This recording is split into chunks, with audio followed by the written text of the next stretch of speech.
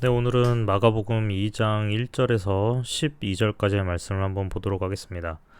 수일 후에 예수께서 다시 가버나움에 들어가시니 집에 계시다는 소문이 들린지라 많은 사람이 모여서 문 앞까지도 들어설 자리가 없게 되었는데 예수께서 그들에게 도를 말씀하시더니 사람들이 한 중풍병자를 네 사람에게 메워 가지고 예수께로 올세 무리들 때문에 예수께 데려갈 수 없으므로 그 계신 곳에 지붕을 뜯어 구멍을 내고 중풍병자가 눈상을 달아내리니 예수께서 그들의 믿음을 보시고 중풍병자에게 이르시되 작은 자야 내 죄사함을 받았느니라 하시니 어떤 서기관들이 거기 앉아서 마음에 생각하기를 이 사람이 어찌 이렇게 말하는가 신성모독이로다 오직 하나님 한 분 외에는 누가 능히 죄를 사하겠느냐 그들이 속으로 이렇게 생각하는 줄을 예수께서 곧 중심에 하시고 이르시되 어찌하여 이것을 마음에 생각하느냐 중풍병자에게 내 죄사함을 받았느니라 하는 말과 일어나 내 상을 가지고 걸어가라 하는 말 중에서 어느 것이 쉽겠느냐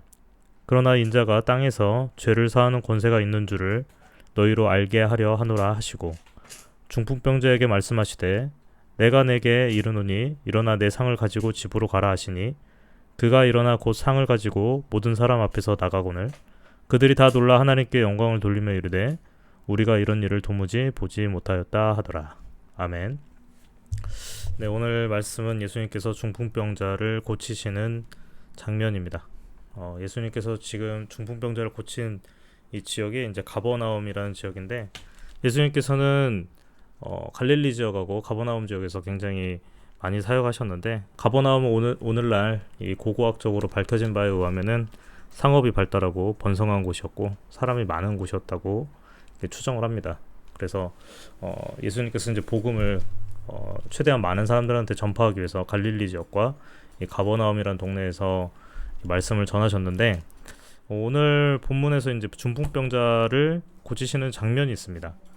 여기 보면은 이제 사람들이 너무 많아가지고 중풍병자를 이제 지붕 위로 데리고 올라가서 이제 지붕을 뜯어가지고 아래로 내려서 이제 예수님께 내려 보냈는데 예수님께서 그들의 믿음을 보시고 이제 이 중풍병자의 병을 고쳐주셨다고 이렇게 기록이 되어 있는데요. 이 히브리인들의 관점에서 믿음이라고 하는 것을 한번 살펴볼 필요가 있습니다. 이 히브리 단어로 이제 믿음이라고 하는 것은 에뮤나라는 단어를 쓰는데 이거는 이제 완전히 납득하고 받아들인다는 뜻이라서 이 영어의 트러스트나 아니면은 페이프나 이런 단어로 해석할 수 없는 좀 깊은 의미를 가지고 있습니다. 이 고전어가 가지고 있는 단어의 의미가 굉장히 좀 함축적이고 여러 가지 의미를 가지고 있는데 저는 이 고전어로 성경이 기록되어 있기 때문에 이 말씀이라고 하는 거는 스토리 그 자체라고 생각을 하거든요. 이 고전어 안에는 여러 가지 의미를 담고 있고 그 자체로서의 이야기적인 힘이 있습니다. 그렇기 때문에 어떤 특정 메시지를 담고 있거나 어떤 인위적이거나 어떤 특정한 시대의 도덕적인 어떤 메시지만을 담고 있는 게 아니라 이 보편적인 온 인류사를 통틀어서 어느 지점에 어느 시대의 지점에 이 말씀이 들어가도 영향을 미치게끔 그 자체로서 힘이 있는 거죠. 이 부분을 말씀을 볼 때 굉장히 중요하게 생각을 해봐야 될 것 같습니다. 왜냐하면 이 말씀에 내포되어 있는 이야기들이 사실 그 자체로서의 힘을 가지고 있는 거거든요.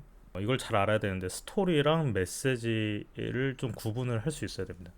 스토리는 그 자체로서의 힘을 가지고 있는 겁니다. 그러니까 성경에 가지고 있는 스토리가 있죠. 그거는 어느 특정 시대의 도덕적인 메시지나 특정 메시지를 담아서 어떤 정치적인 메시지를 담아서 우리에게 전달되는 것이 아니라 그 자체로서의 이야기를 가지고 있는 겁니다.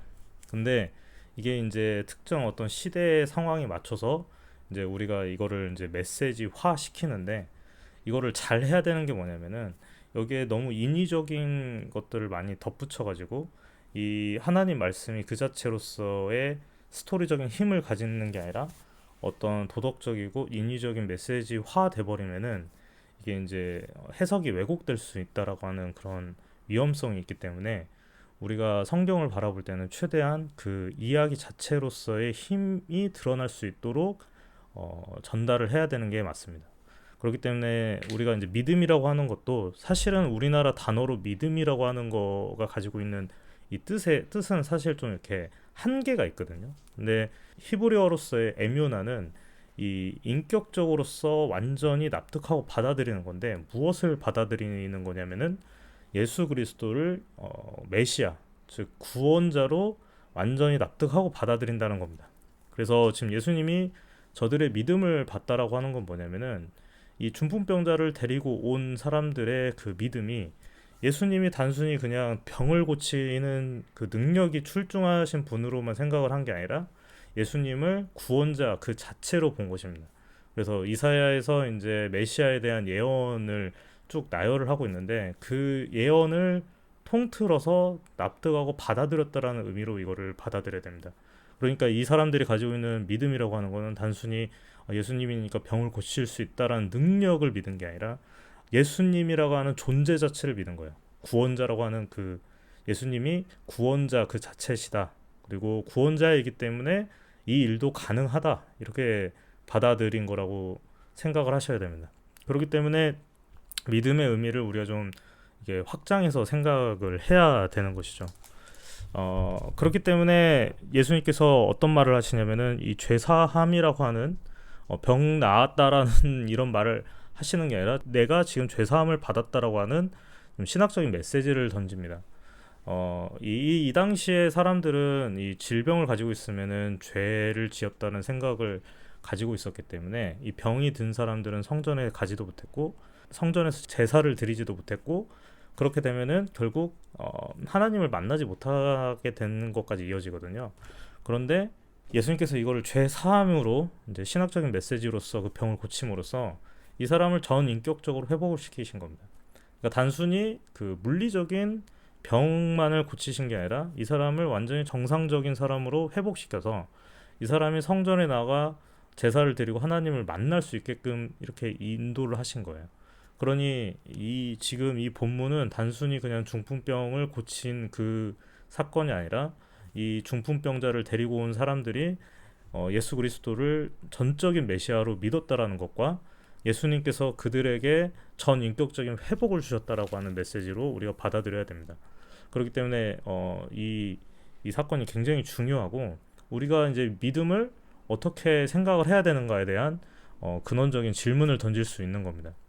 그러니까 우리가 예수 그리스도를 믿는다라고 하는 것은 사실 예수님을 구원자 그 자체로 믿는다는 것이고, 예수님의 어떤 초인간적인 어떤 능력을 우리가 바라면서 나아가는 게 아니라 우리의 삶의 문제, 전 인격적인 문제를 통틀어서 우리 죄의 문제를 하나님께 맡겨드림으로써 나아가는 그런 의미로서 예수님을 받아들이고 믿어야 되는 것이죠. 그렇기 때문에 오늘 본문을 여러분들이 보시면서 생각을 해보셔야 되는 게, 나는 예수 그리스도를 믿는다고 고백을 하는데 과연 어떤 식으로 예수님을 받아들이고 믿고 있는가에 대해서 깊게 한번 생각을 해봐야 될 필요가 있습니다.